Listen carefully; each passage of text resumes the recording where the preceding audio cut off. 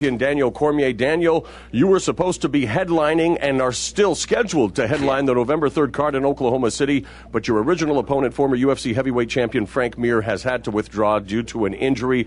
Talk about your reaction when you found out the news. Disappointment. When you get a guy like Frank Mir and it becomes real, because you see the fight posters, you see everything, you train hard and you get excited about it. You get excited about the possibilities following that fight, so it was a lot of disappointment, and for a couple days there, I had to kind of draw myself back in because I was really, really down in the dumps. Like, man, this is going to kind of it can become a stop in my career, or a bump in my career. I'll never allow it to stop, but a bump in my career going forward, not getting to fight a guy of that caliber.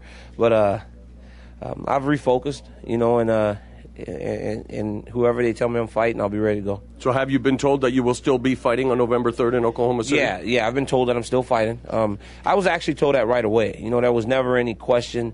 I think I have to. It's in Oklahoma. I went to Oklahoma State, and a lot of excitement down there for this fight, for the fight. Now, that could, obviously partly due to Frank Mir too, but just going back home and fighting. So I think I have to.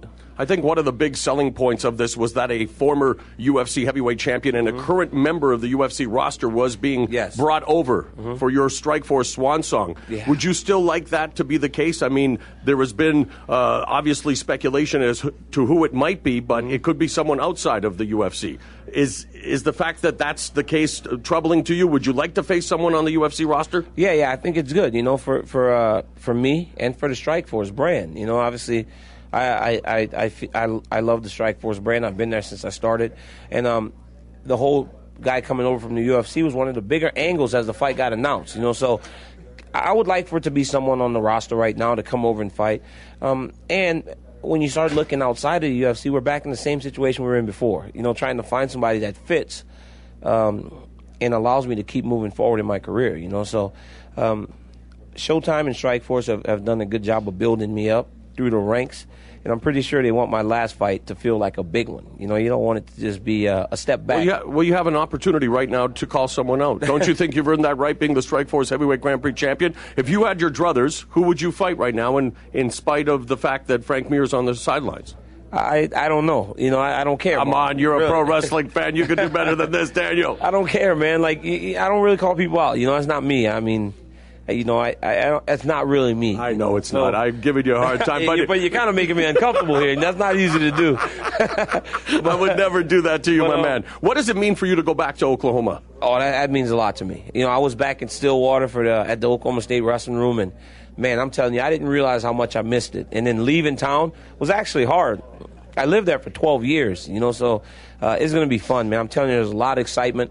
A lot of people want to come to the fight on November 3rd, and it's going to be good. I think it's going to feel like one of the arena shows from before, when it was packed in there and people were excited, and it's going to be good, because the attendance has been down lately, but I think this is one that's actually going to be like one of the old ones, and I'm excited about it. Is your future inside the octagon at heavyweight or light heavyweight? I'd like to think I can do both. If the right fights are at 205, I'd like to try and get down there and fight the champion. If the bigger fights are at heavyweight, I'd like to do that too. What would expedite the move? Should Cain Velasquez defeat Junior Dos Santos at the end of the year, would you then make the move to 205? Yeah, then I would really start trying to politic my way into some big fights down there probably. But also I could fight at heavyweight. There's no guarantee that I'm getting an automatic title fight. So if he's a champion and I get a fight in there first, fine. And then go down. Whatever the case may be. There are a lot of options, and I'm going to explore them all. What do you think of the current landscape in the heavyweight division before we let you go? You're a guy that has a lot of buzz right now. You want to close out your Strikeforce career successfully, hopefully on November 3rd. But then you're going to the UFC. Yeah. I think it's great. I think it's better than it's been in a long time. Cain, Junior Dos Santos, Alistair Overeem, Fabricio Verdum, Frank Mir, Shane Carwin, Nogueira. The list goes on and on. I think it's deeper than it's ever been, and I'm just excited to be a part of it. Not that I'll settle for being a part of it. Obviously I want to be the best. That's what I've always done my whole life. But I think it's deeper than ever, and it's going to be fun. I think people can look forward to a lot of fun fights because all the best guys are going to be under one umbrella. When do you think you're going to hear about your opponent November 3rd?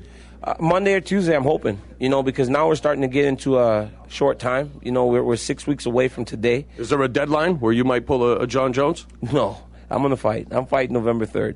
I owe it to my people in Oklahoma, and I'm fighting.